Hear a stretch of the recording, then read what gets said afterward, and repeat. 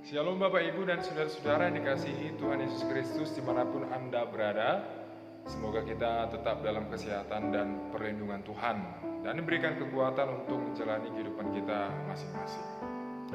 Terlebih dahulu kita turut menyampaikan prihatin yang sedalam-dalamnya atas bencana alam yang terjadi kepada saudara-saudara kita yang ada di NTT dan sekitarnya.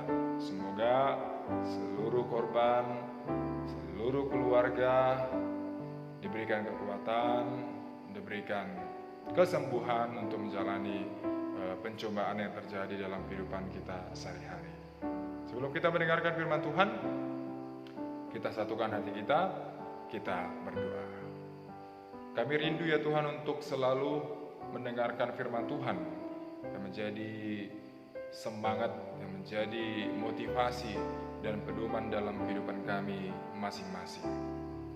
Kiranya damai daripada Tuhan menguasai hati dan pikiran kami sehingga kami dapat memahami firman-Mu dengan lebih baik lagi dan menjalani kehidupan kami seturut dengan kehendak-Mu. Berfirmanlah Engkau ya Tuhan, karena kami telah siap untuk mendengarkannya. Di dalam Kristus Yesus kami berdoa. Amin. Bapak Ibu saudara-saudara yang dikasihi dalam Kristus Yesus, firman Tuhan pada Minggu tanggal 11 April 2021 tertulis dalam Kisah Para Rasul 4 ayat 32 sampai ayat 37. Demikian firman Tuhan. Adapun kumpulan orang yang telah percaya itu, mereka sehati dan sejiwa, dan tidak seorang pun yang berkata bahwa sesuatu dari kepunyaannya adalah miliknya sendiri, tetapi segala sesuatu adalah kepunyaan mereka bersama. Dan dengan kuasa yang besar, rasul-rasul memberi kesaksian tentang kebangkitan Tuhan Yesus, dan mereka semua hidup dalam kasih karunia yang melimpah-limpah. Sebab tidak ada seorang pun yang berkekurangan di antara mereka, karena semua orang yang mempunyai tanah atau rumah menjual kepunyaannya itu, dan hasil penjualan itu mereka bawa dan mereka letakkan di depan kaki rasul-rasul, lalu dibagi-bagikan kepada setiap orang sesuai dengan keperluannya. Demikian pula dengan Yusuf yang oleh rasul-rasul disebut Barnabas, artinya anak penghiburan, seorang Lewi dari Siprus. Ia menjual ladang miliknya lalu membawa uangnya itu dan meletakkannya di depan kaki rasul-rasul. Demikian firman Tuhan. Bapak Ibu saudara-saudara yang dikasihi Tuhan Yesus Kristus, ada seorang ibu yang memiliki dua anak, satu laki-laki dan satu perempuan. Sejak kecil, sang ibu selalu mengajarkan dan mengingatkan dan mendidik supaya anak-anaknya tidak hanya menjadi anak-anak yang berguna atau sukses di kemudian hari, tetapi juga bermanfaat bagi semua orang, berguna bagi semua orang. Sang ibu juga adalah seorang pendoa. Setiap hari dia berdoa. Setiap hari dia menyampaikan permohonannya kepada Tuhan, dan selalu Tuhan mendengarkan dan selalu ada jawaban dari Tuhan atas dua-dua sang ibu tersebut. Namun seiring berjalannya waktu, kedua anaknya bertumbuh dewasa dan membangun suatu keluarga masing-masing. Keduanya jauh dari tempat sang ibu tinggal. Bertahun-tahun mereka menjalani kehidupannya masing-masing, dan bertahun-tahun itu pula lah anak-anaknya tidak lagi menelepon, tidak lagi berkomunikasi kepada sang ibu dan menanyakan kabar. Karena sang ibu adalah seorang pendoa dan selalu didengarkan, dijawab oleh Tuhan, maka keinginan sang ibu dia sampaikan kepada Tuhannya supaya dia dapat bertemu kepada anak-anaknya. Dia berdoa kepada Tuhan, "Ya Tuhan, supaya saya dapat berjumpa dengan anak-anak saya, maka datangkanlah sakit penyakit ke dalam tubuhku ini, supaya mereka melihat saya, menjenguk saya, dan hati saya bersuka cita berjumpa kembali dengan anak-anak saya. Maka doa sang ibu dikabulkan oleh Tuhan. Sang ibu jatuh sakit. Lalu kabar itu terdengar kepada kedua anaknya. Lalu kedua anaknya beserta keluarganya, beserta anak-anaknya datang menjenguk sang ibu. Tidak tanggung-tanggung, sang ibu harus menjalani operasi besar yang butuh perawatan berminggu-minggu untuk menyembuhkan penyakit sang ibu. Dan sang ibu sangat senang melihat seluruh keluarganya, anak-anaknya, cucu-cucunya datang melihat sang ibu yang sedang sakit. Itulah kerinduan sang ibu kepada anak-anaknya. Melalui cerita tersebut, Bapak Ibu Saudara-saudara yang terkasih, kita dapat mengatakan bahwa keutuhan suatu keluarga atau keutuhan suatu hubungan tidak hanya ditentukan oleh berapa banyak harta benda yang kita miliki. Keutuhan suatu persekutuan tidak hanya ditentukan berapa banyak penyumbang, donatur yang menyumbang persekutuan tersebut, tetapi salah satu kunci di atas semuanya itu adalah bukan seberapa banyak harta yang dimiliki, tetapi seberapa banyak orang yang sehati, sepikir di dalam keluarganya, dalam hubungan suami istri, dan dalam hubungan persekutuan, dan dalam hubungan banyak lainnya. Bukan seberapa banyak harta, tetapi seberapa banyak orang yang sehati, sepikir. Demikianlah yang terjadi dalam nas kita pada minggu hari ini. Ketika Tuhan Yesus menampakkan dirinya kepada para murid, penampakan diri Yesus ini, ketika Yesus menampakkan dirinya kepada murid-murid, memunculkan suatu semangat yang baru, sukacita yang baru, dan yang paling penting, ada suatu semangat yang lebih besar timbul dalam persekutuan orang-orang yang percaya pada waktu itu. Mereka semakin solid, mereka semakin kuat, mereka semakin satu hati dan satu pikiran dalam memberitakan firman Tuhan, dalam memberitakan kebangkitan Tuhan Yesus. Mari kita saksikan satu persatu apa yang dikatakan nas kita pada hari ini. Di ayat 32 dikatakan, adapun kumpulan orang yang telah percaya itu, mereka sehati dan sejiwa.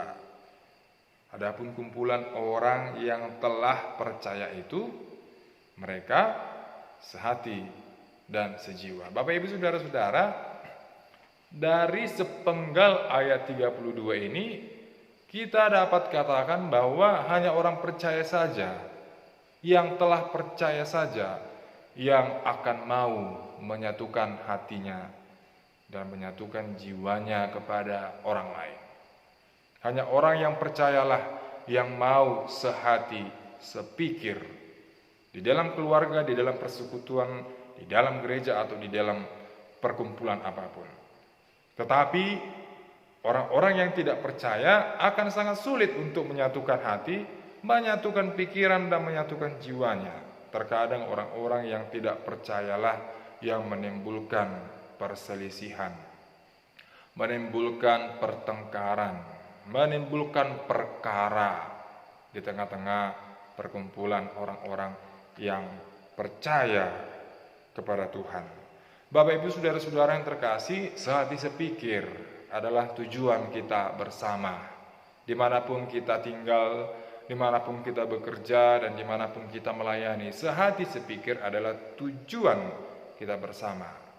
Namun sayangnya, di zaman ini, saat ini, sangat sulit untuk melihat tujuan ini. Sangat sulit untuk melihat semboyan sehati sepikir ini di rumah-rumah orang Kristen.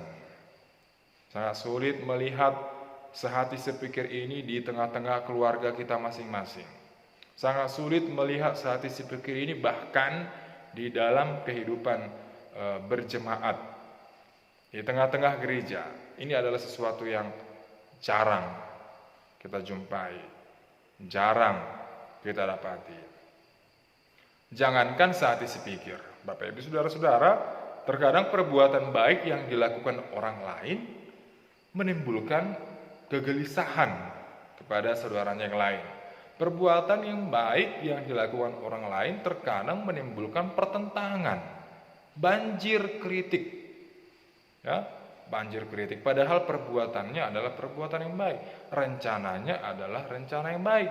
Tetapi yang terjadi adalah pertentangan, yang terjadi adalah perselisihan.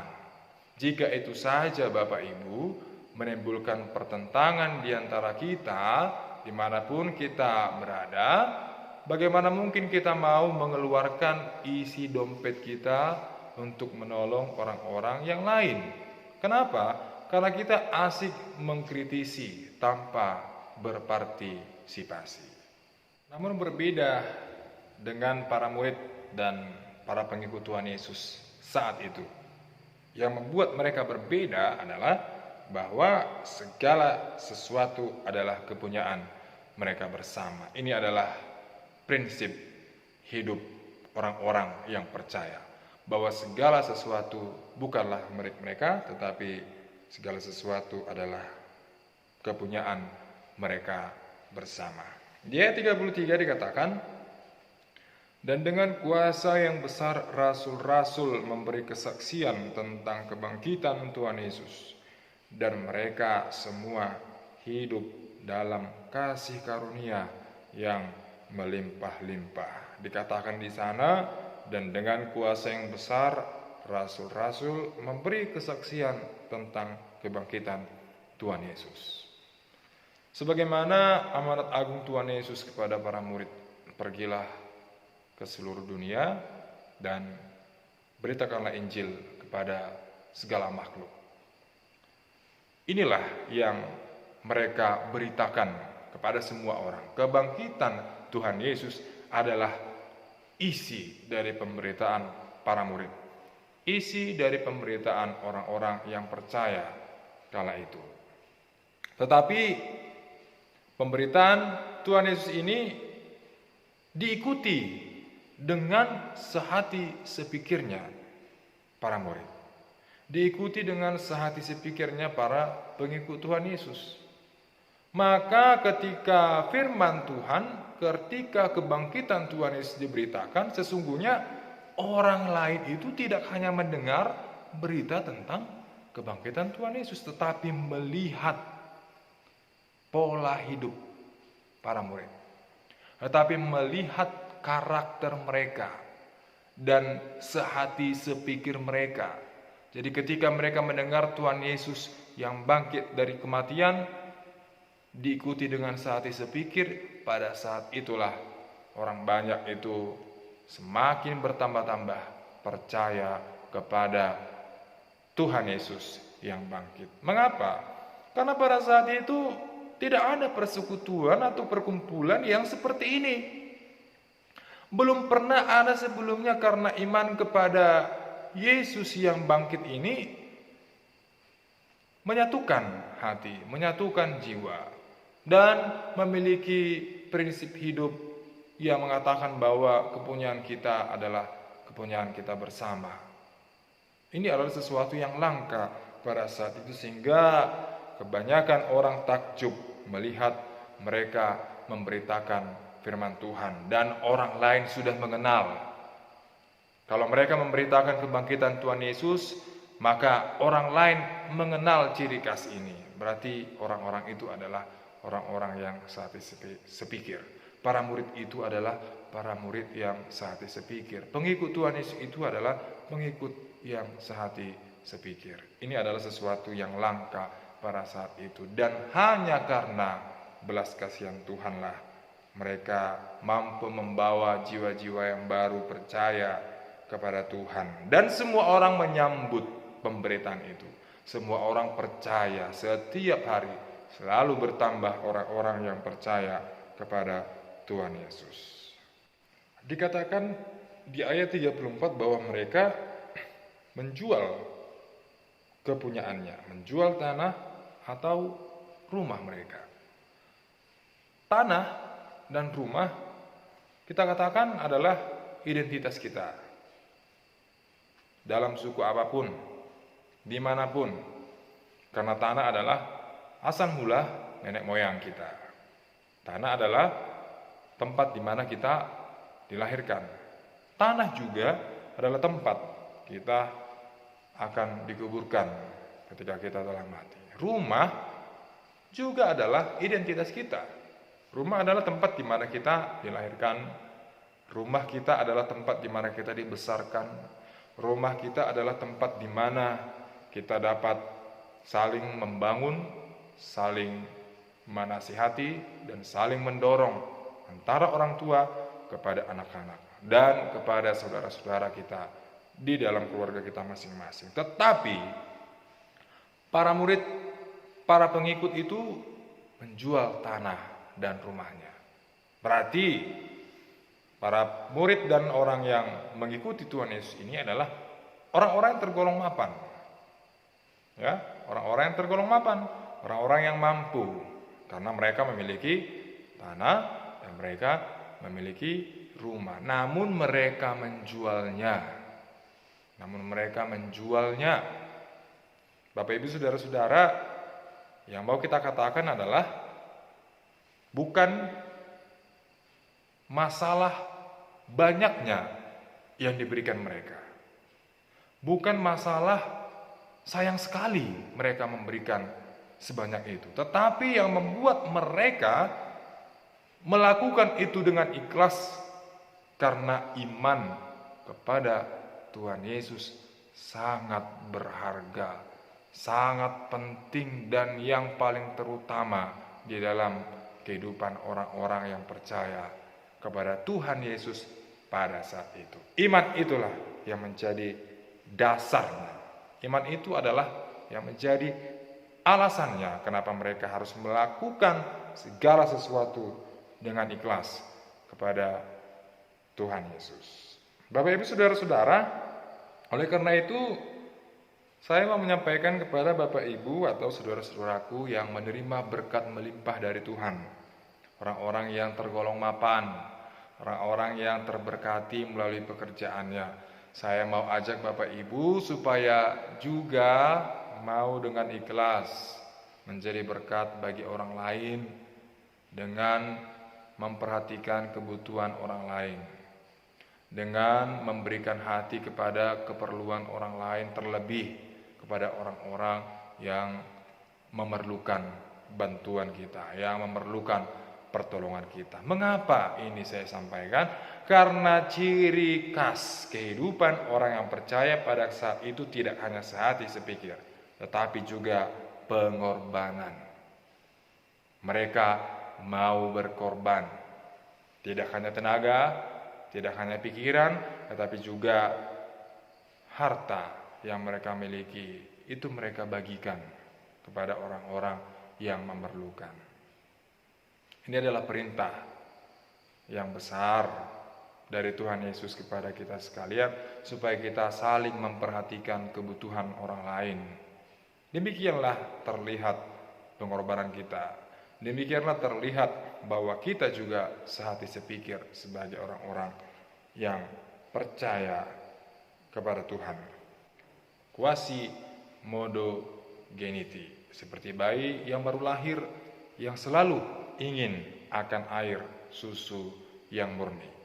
Kebangkitan Tuhan Yesus dari kematian memberikan kehidupan yang baru layaknya bayi yang baru lahir. Disebut bayi yang baru lahir, tentu saja bayi itu tidak mampu menyaring, tidak mampu memfilter apa-apa saja yang akan masuk ke dalam mulutnya. Semuanya dapat masuk ke dalam mulut seorang bayi, tetapi tidak semuanya juga berguna. Demikian juga dengan kehidupan orang-orang yang telah ditebus oleh Tuhan Yesus, yang telah dimenangkan melalui kebangkitan Tuhan Yesus. Kita diberikan kehidupan yang baru, sebagaimana seorang bayi yang baru lahir. Tentunya kita membutuhkan sesuatu yang murni, sesuatu yang rohani, yang akan menentukan pertumbuhan iman kita di dalam Kristus Yesus yang telah bangkit itu. Sehati sepikir adalah tanda bahwa kita adalah orang-orang yang percaya. Amin, kita berdoa.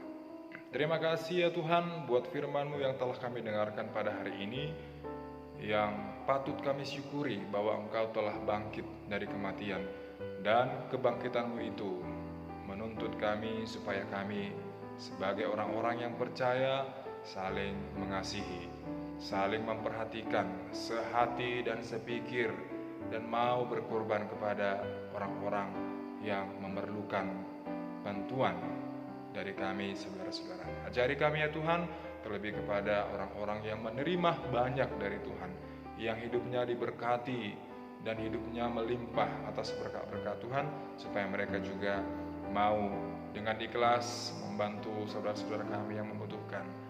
Dan ajari juga kami ya Tuhan untuk memperhatikan tidak hanya secara materi, tetapi kami juga memperhatikan melalui perbuatan kami yang baik, melalui doa-doa kami dan perhatian kami sekecil apapun, sehingga itu dapat mendorong, dapat memberikan kekuatan kepada saudara-saudara kami yang membutuhkan seluruh bantuan dalam kehidupan mereka masing-masing. Di dalam Kristus Yesus kami berdoa dan mengucap syukur kepadamu. Amin. Terima kasih kepada Bapak Ibu, saudara-saudara yang telah mendengarkan firman Tuhan yang jadi renungan firman Tuhan bagi kita pada minggu hari ini. Semoga kita semua semangat